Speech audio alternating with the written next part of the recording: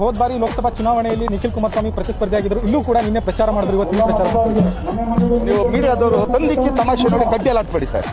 ಅಲ್ಲಿ ಬೇರೆ ಇಲ್ಲೇ ಬೇರೆ, ಅರ್ಥ ಆಯ್ತಾ? ತಂದಿಕ್ಕೂ ತಮಾಷೆ ನೋಡೋದು ಏನು ವಿದ್ಯಾರ್ಥಿ ನಿಮಗೆ ಕ್ವಶನ್ ಕೇಳೋ ಅಧಿಕಾರ ಇಲ್ಲ ಸರ್, ನಮಗೂ ಐತೆ. ನಾವು ಕೇಳೋದಕ್ಕೆ ಆನ್ಸರ್ ಕೊಡ್ರಿ. ಈಗ ಜನರ ರಿಯಾಕ್ಷನ್ ಹೆಂಗಿದೆ ಅಂತ ಈಗ ನಾನು ಕೇಳಿದ್ರೆ ಕ್ವಶನ್ ಆನ್ಸರ್ ಕೊಡಪ್ಪ. ಈಗ ಕೇಳ್ಕೊಂಡಲ್ಲ ನೀನು ಪಾಪ ನಿಖಿಲ್ ಅವ್ರು ಬಂದಿದ್ರು ಅಂತೇಳಿ. ಇಲ್ಲಿ ನಿಖಿಲ್ ಅವ್ರು ಇದ್ದೀರಾ ಅಲ್ಲ? ಅವ್ರಿಗೆ ಇವತ್ತವ್ರು ಯಾವ ಥರ ಪಕ್ಷದ ವಿಷಯ ಹೇಳ್ತಾ ಇದ್ದೀನ? ಯಾರ ಪರವಾಗಿ ಹೋಗ್ತೀವಿ ಅಂತ ಹೇಳ್ತೀವಿ? ವ್ಯಕ್ತಿ ಪರವಾಗಿ ಹೋಗ್ತೀನಿ ಅಂತ ಹೇಳೋದು. ನಾನೇನಾಗ್ತೀನಿ ಭವಿಷ್ಯವಾಣ ಸರ್? ಮೊದಲು ಬಿಗ್ ಬಾಸ್ ಹೋಗೋಕ್ಕಿಂತ ಮುಂಚೆ ಬಿಗ್ ಬಾಸ್ ಬಂದ್ಮೇಲೆ ಏನ್ ಚೇಂಜಸ್ ನಿಮ್ಮಲ್ಲಿ ಕಾಣಿಸ್ತಿದೆ ಸರ್? ಬಿಗ್ ಬಾಸ್ ಹೋಗಕ್ಕಿಂತ ಮುಂಚೆ ಇಂಟರ್ನ್ಯಾಷನಲ್ ಇದ್ದೆ, ಈಗ ಬಿಗ್ ಬಾಸ್ ಹೋಗ್ ಬಂದ್ಮೇಲೆ ಓನ್ಲಿ ಕರ್ನಾಟಕ ಆಗ್ಬಿಟ್ಟಿದೀನಿ. ಕರ್ನಾಟಕ ಜನದ ಪ್ರೀತಿ ಹೆಂಗ್ ಅನ್ಸ್ತಿದೆ ಸರ್ ಪಡೆಯೋದು? ಮೊದಲು ಇಂಟರ್ನ್ಯಾಷನಲ್ ಇದ್ದಾಗ 2.5 ಲಕ್ಷ ಕೊಡ್ತಾ ಇದ್ರು, ಈಗ ಬಿಗ್ ಬಾಸ್ ಸತೀಶ್ ಅಂದ್ರೆ ಬರೀ 1 ಲಕ್ಷ ಕೊಡ್ತಾ ಇದಾರೆ.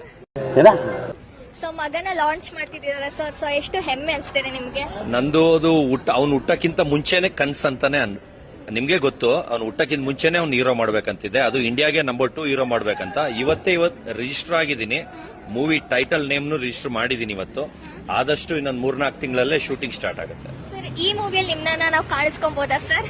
ನಾನು ಹೀರೋ ಆಗಿ ಇರ್ತೀನಿ, ಅವನು ಹೀರೋ ಆಗಿರ್ತಾನೆ. ನಾನ್ ಕಡಿಮೆ ಏಜಲ್ಲಿ ನಾನ್ ಹೆಂಗಿದ್ದೆ, ನನ್ನ ತಂದೆ ನನ್ಗೆ ಹೆಂಗೆ ತೊಂದರೆ ಕೊಟ್ರು, ಅದಕ್ಕೆ ನಾನು ಏನಾದೆ, ಅವ್ನಿಗೆ ಎಷ್ಟು ಫ್ರೀ ಬಿಟ್ಟಿದೀನಿ ಅದಕ್ಕೆ ಅವ್ನ ಏನಾದ ಅನ್ನೋದೇ ಸ್ಟೋರಿ. ಅದರಲ್ಲಿ ಇಬ್ರು ಹೀರೋ ಇರ್ತೀವಿ. ನನ್ನ ಏಜಲ್ಲಿ ನಾನು ಹೀರೋ ಇರ್ತೀನಿ, ಅವನ ಏಜಲ್ಲಿ ಅವ್ನು ಹೀರೋ ಇರ್ತಾನೆ. Okay sir, thank you, all the best sir. Thank you madam.